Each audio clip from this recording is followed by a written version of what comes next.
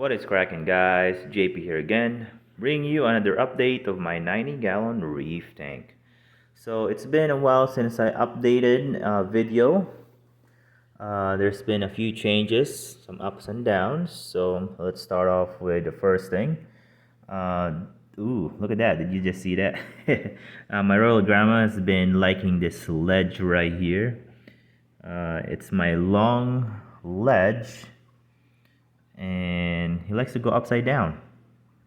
There's the male. There's a really colorful purple yellow. The female is the smaller one. Funny thing is the female is actually the boss of both of them.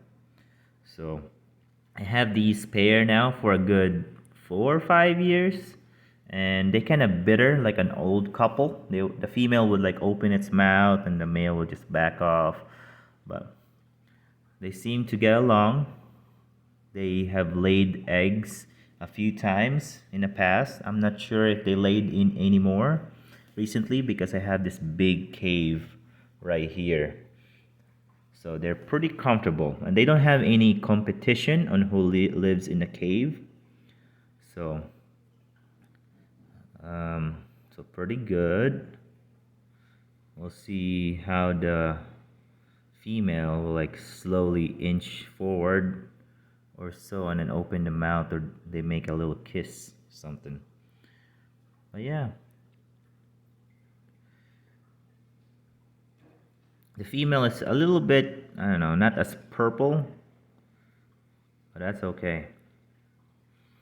Overall, this tank has been kind of ups and down. I did a 5-gallon water change earlier. I cleaned the glass. I vacuumed the sand because it was full of cyanobacteria. This stuff, I don't know why, but my hypothesis is my auto feeder has been open too wide, so it was feeding too much every day. Now this tank is, I only see this tank about once a week because it's at my parents', so I don't really know what happens in between. So I'm gonna guess it's probably just too much feeding, too much organics. That's usually what happens if I get cyano. So yeah, I did water change and looks like everything's doing well. I cleaned the pump and this, what is this, random flow generator. I cleaned the glass, clean everything. This area right here is my low flow. This is why I have my hammer. And the cyanobacteria start to, stick on the glass on the side. So yeah, and there's still some right there, the rocks. That's why my flow is a little high right now, but after 1 or 2 weeks it will slow down. I should have alternate which pump I would clean so it doesn't get too strong for 1 week all of a sudden.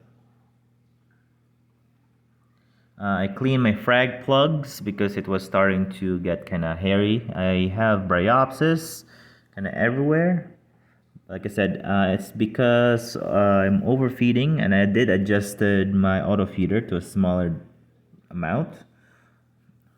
And I feel like the bryopsis and the hair algae was cleaning the tank also from the nutrients because I don't have any more refugium.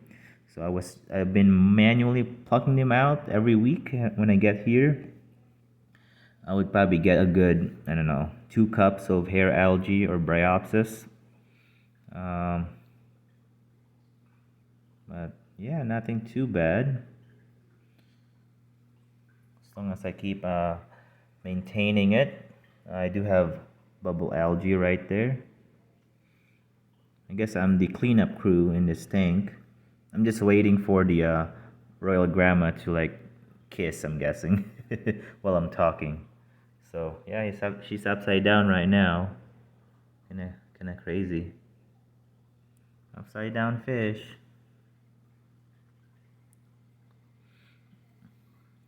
And I have also stopped doing 2-part because my calcium timer keeps turning on too long and it would dump the whole bottle.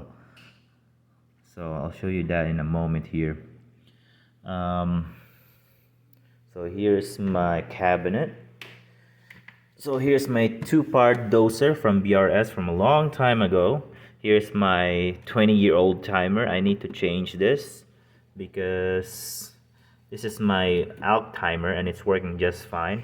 But every week, once a month, I would fill this up. But in the past couple months, ALK would be like almost full, and then I would look at the calcium and it was like gone or empty. So I'm not sure if it's like back siphoning or siphoning it, or the timer just turns on. So 1 month I would fill this up, a week later it's fine, a week later it would like dump the whole thing, and we'll fill it up, it would work for a week, and we'll dump the whole calcium container. So I have some weird out spike going down and up, and calcium was like off the roof. So I don't know, that's why I just have Kalk right now. Speaking of Kalk wise, I just fixed my K2 Kalkwasser Avast Marine. Now how I fixed it is it was leaking where the tube and the platform was connected, so I just siliconed it. Can't really see it, but I siliconed all the way around the outside.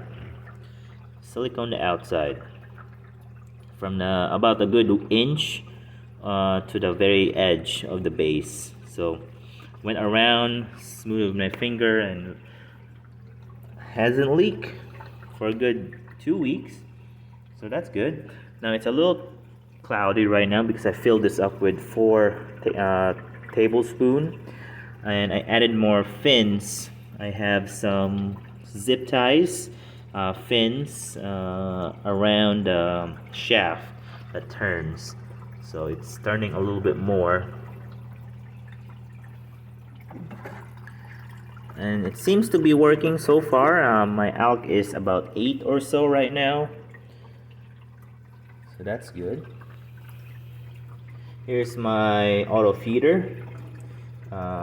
It just drops off to the pump and it shoots up to the main display.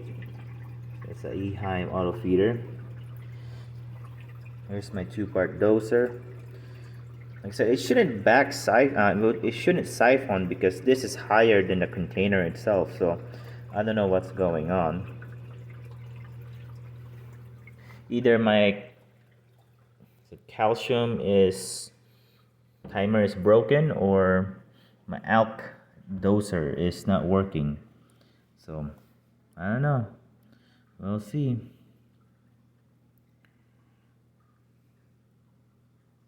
Speaking of coral wise, everything looks pretty good. Everything's growing well. I've broke a couple pieces, or too many pieces, of the Hawkins. That's why I have all these frags, because it's getting kind of long and tall. So it's very brittle too, so it snaps off easily. It's just so thin. Green Slimer is doing okay. Starting to branch out. Everything's doing well. I need to trim of this Pavona because it's starting to encroach the Fox Flame.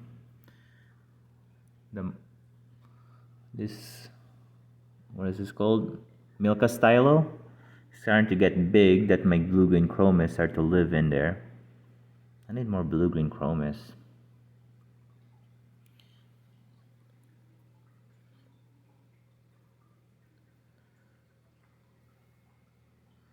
Everything looks pretty good.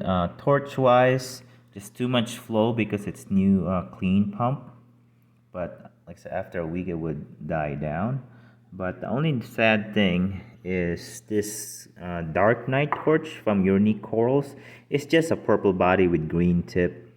It just slowly fade or slowly decline. I'm not sure. It was doing really well. It split to 2. Then suddenly it just slowly, recede, and then now it's fully polyp bailout on one side. I thought I would save it, but I guess not. It's pretty common everywhere. This coral is everywhere now, so not too bad. Same as my zoas. I have zoas are doing really well. Some are just melting with no reason or not growing. So sometimes we get corals all around the world, and in the wild they never see each other. But in our tank, we put all of them together, and sometimes maybe there's some bacterial or some stuff that don't like each other. So maybe that's why I want to set up someday too, to just have like a biotope, like Pacific Ocean setup or Atlantic Ocean or Caribbean setup, like a area specific tank. So because this is like kind of like a, I guess, Frankenstein reef, because you'll never see this kind of reef anywhere out there.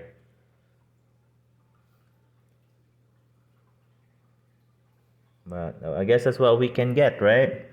What the supplier gives us, because some of the corals out there in the Caribbean you can't really get, like the what is this, elkhorn or brain corals. Some of those species are endangered or illegal to harvest, so you can't really get those.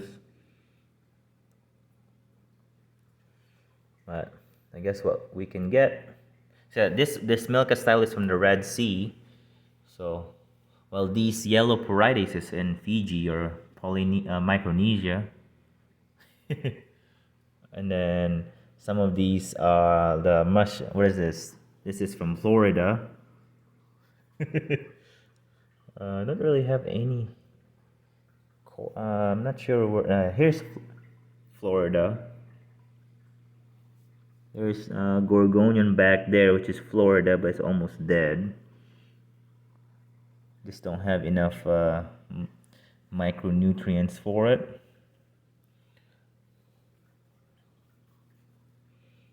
And some of these are, Australian, Pacific.